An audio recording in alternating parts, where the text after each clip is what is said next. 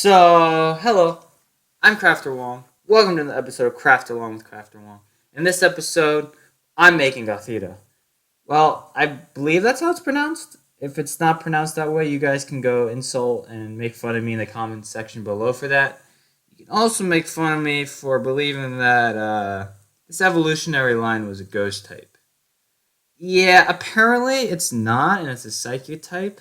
So there goes my idea of releasing a ghost type Pokemon for Halloween. But I gotta release something, so here it is. If you want to build this model with me, you can download the templates in the first link in the description. Don't forget to like, subscribe, and comment your favorite ghost type Pokemon. Well, besides that, grab your Oreos and enjoy.